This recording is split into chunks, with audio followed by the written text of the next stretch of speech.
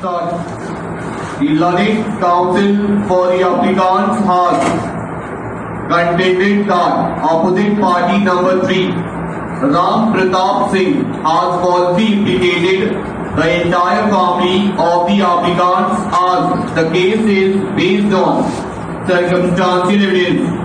But prior to the date of alleged incident, the applicants were already in jail in some other case registered against them at a different police station, namely Babera, and the opposite party number 3 has admitted this fact in his FIR, and on this ground both the applicants have been granted bail in this case of murder.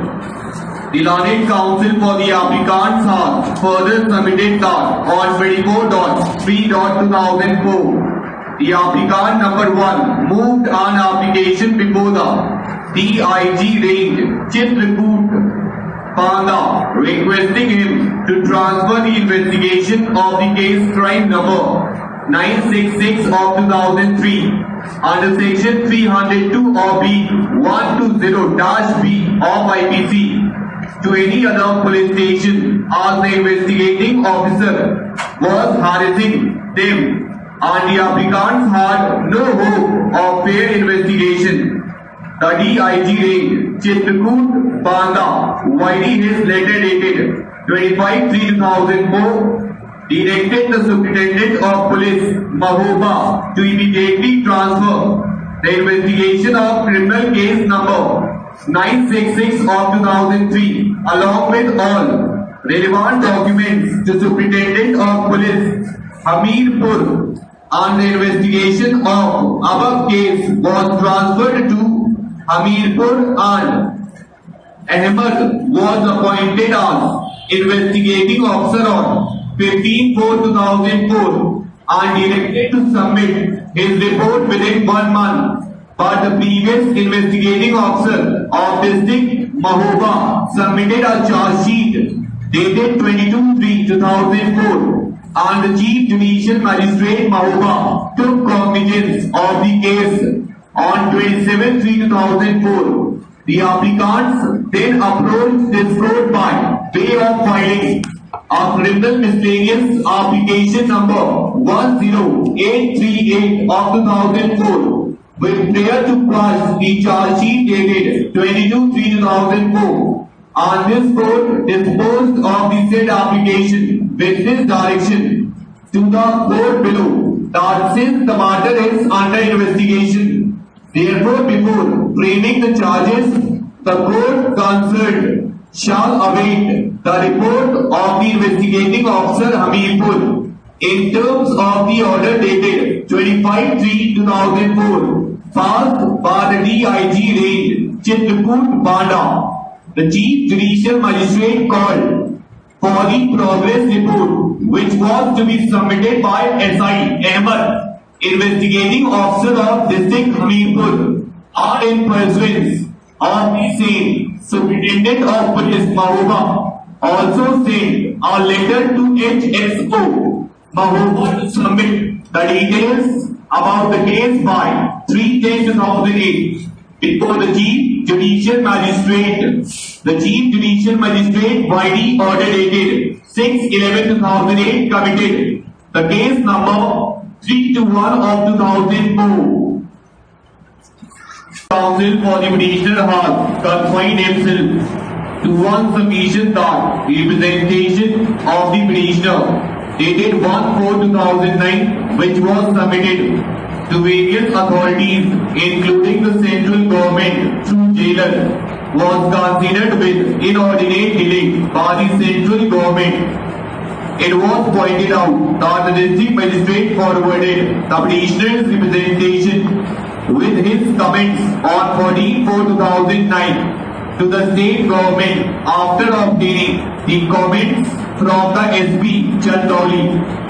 It was submitted that the state government received the representation on 15/4/2009 and even rejected the same on 21/4/2009.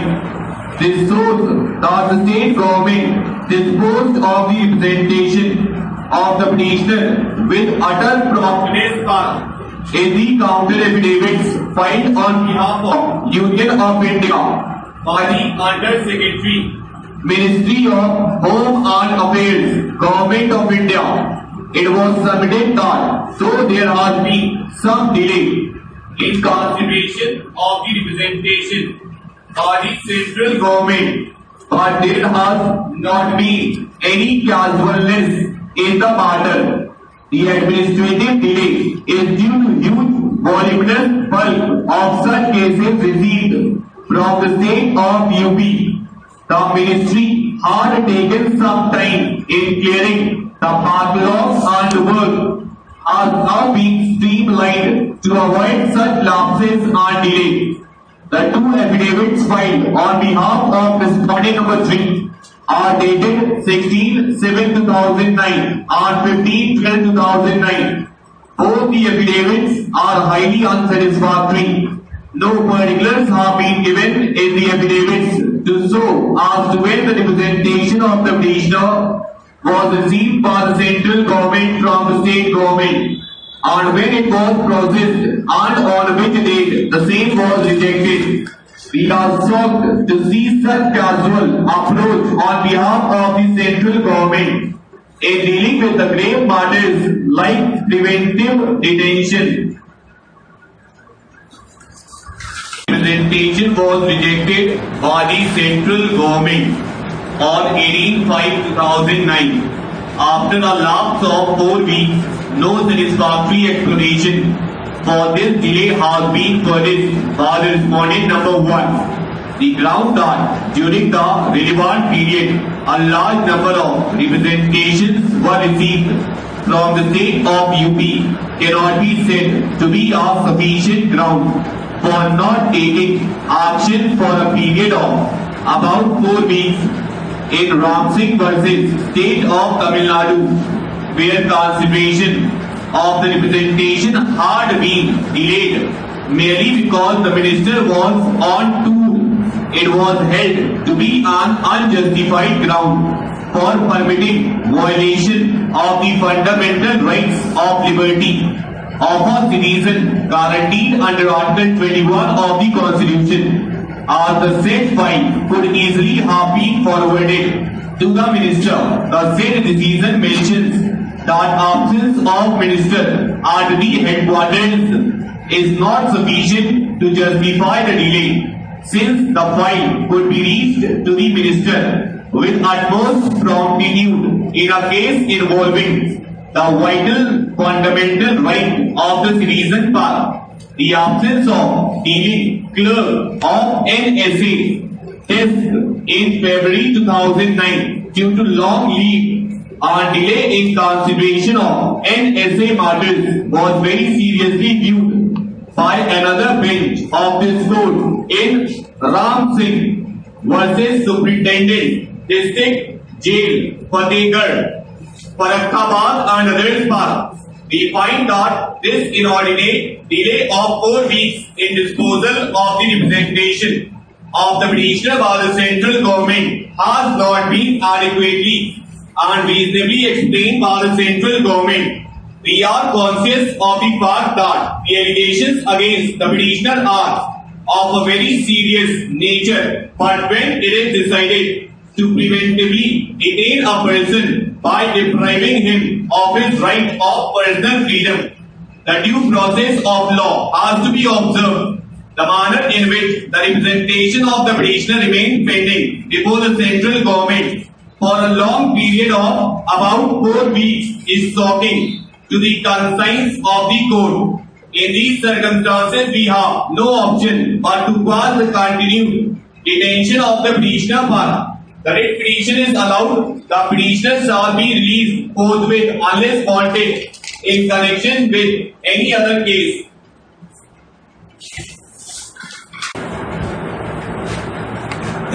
27th of April 2007, the state of Gujarat submitted an interim report on the investigation conducted by them in pursuance of the orders of this court dated 22nd of January 2007, 19th March 2007, 20th of March 2007 and 23rd of April 2007.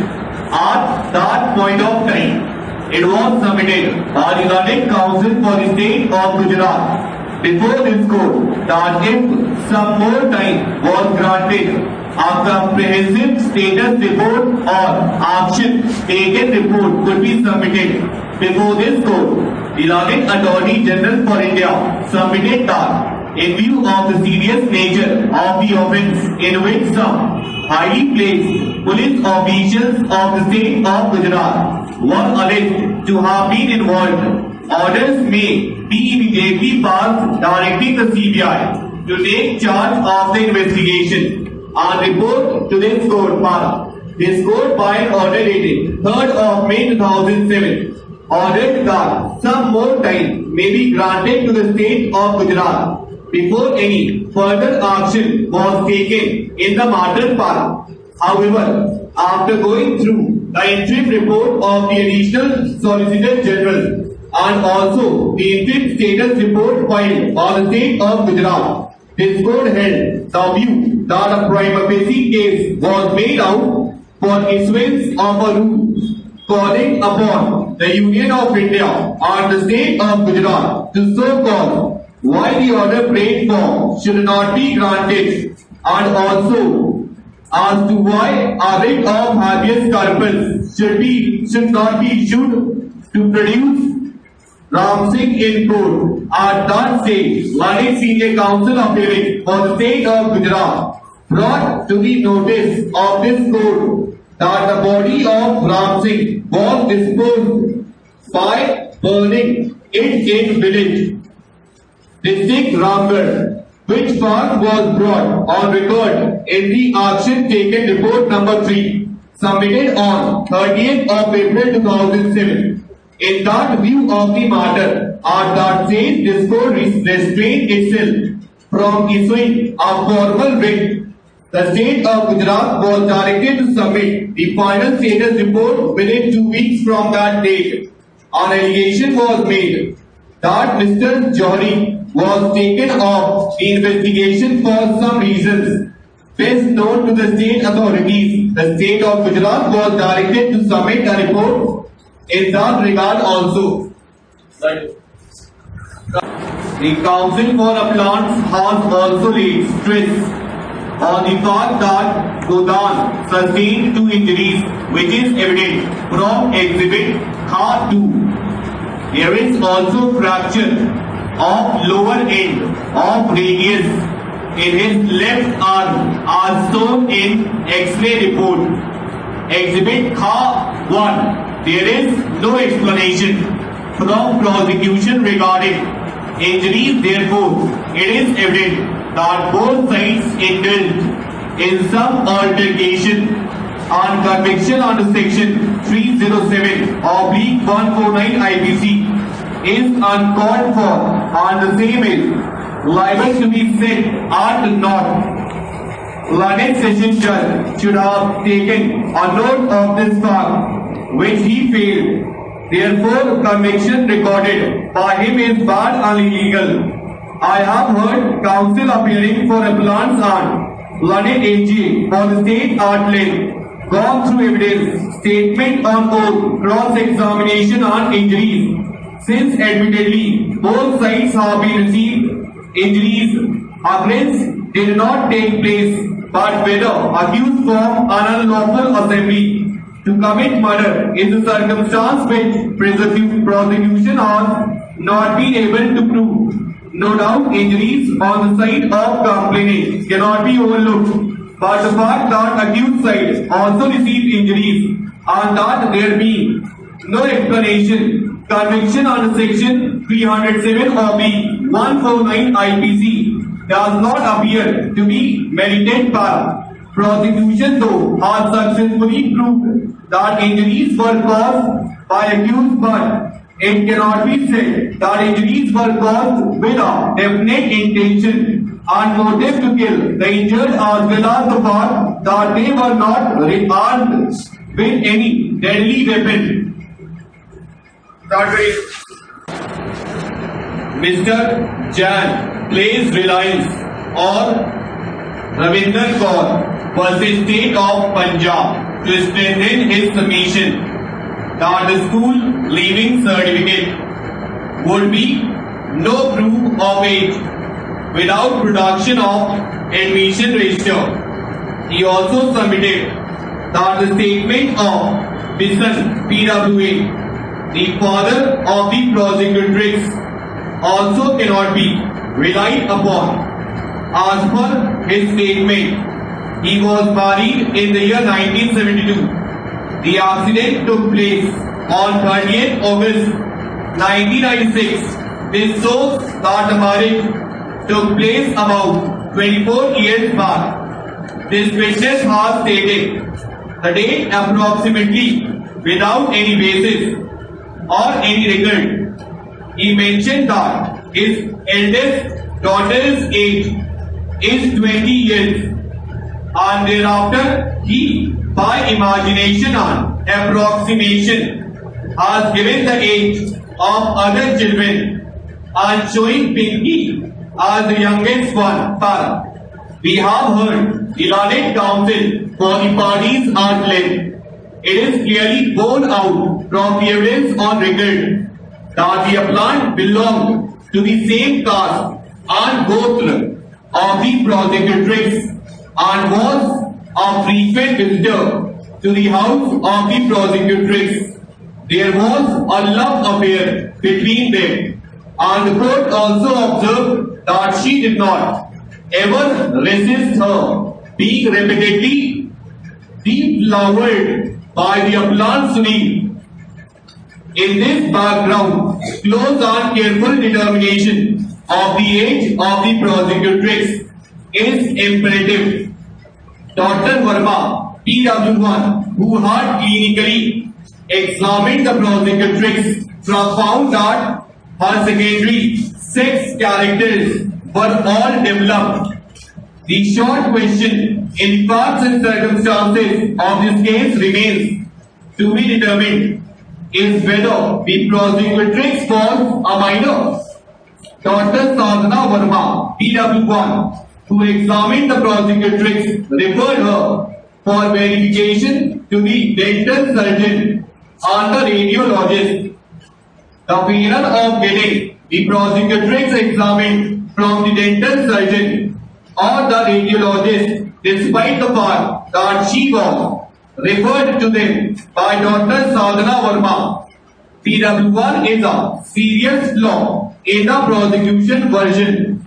We are not laying down as a rule that all these tests must be performed in all cases, but in the instant case, in absence of primary evidence, reports of the dental surgeon and the radiologist would have helped us in arriving at the conclusion regarding the age of the prosecutrix.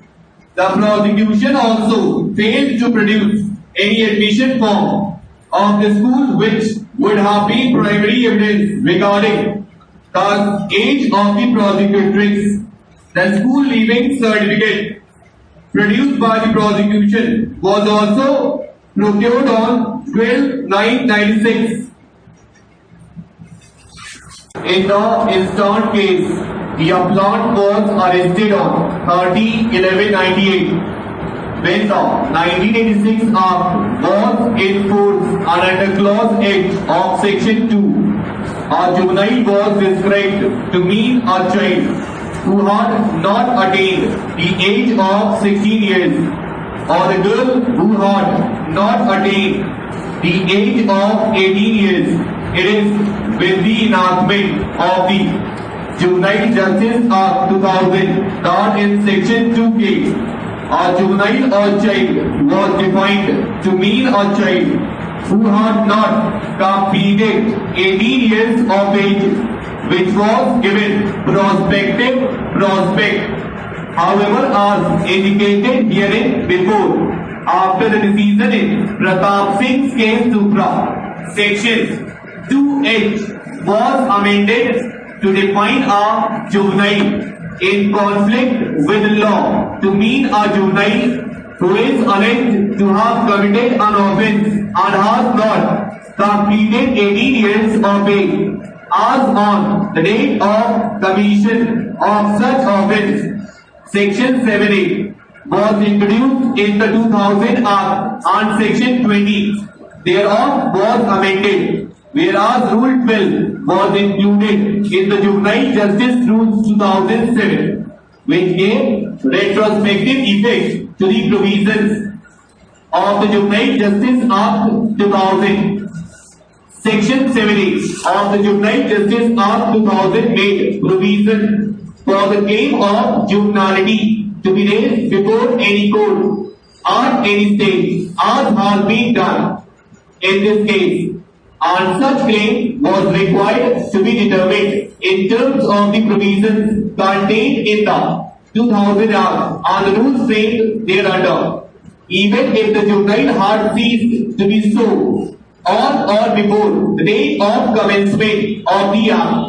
Accordingly, a juvenile who had not completed 18 years on the date of commission of the offence was also entitled to the benefits of the Juvenile Justice Act 2000 as if the provisions of Section 2K had always been in existence even during the operation of the 1986 Act. Counted the entire prosecution case on the ground of the aforesaid delay of about an hour in reporting the incident to the police stop. But, it is proved and established on record that the entire incident as it happened was mentioned in first information report wherein the name of the eyewitnesses were also mentioned. The informant examined himself as PW1. He narrated the entire incident as it happened on the day of occurrence and he was cross-examined at length, but his evidence could not be shaken. He had also explained the circumstances for which he was not being assaulted by the accused person. He also stated in his deposition that he had not taken any such step to catch hold any of such accused persons on account of fear, and also because he did not have any weapon in his hands. Further, he has categorically stated that he raised alarm to save his father from the assault by accused persons. The said evidence of PW1 appear to us to be cogent and natural. The same also gets corroborated by the evidence of other two eyewitnesses, namely PW3 and PW6, and also by the medical evidence, namely the injury report and the post-mortem report part. The High Court was also not right in holding that the aforesaid two eyewitnesses could not be accepted as eyewitnesses to the occurrence. The High Court also held that all these said three witnesses as chance witnesses. The said findings are based on surmises and conjectures. The date of the incident was a market day at Gauriganj, and therefore it was natural that persons from the nearby areas would go to the marketplace. Therefore, PW1 accompanying his father on the date of the incident to the market, and PW3 and PW6 being present at the place of occurrence cannot be said to be unnatural part. So far as the dying declaration of the deceased is concerned, the same apparently was not recorded either by the police officer or by the doctor's talk. There is some doubt about making of such dying declaration by the deceased, and therefore, the dying declaration said to have been made by the victim was not correctly relied on by the High Court.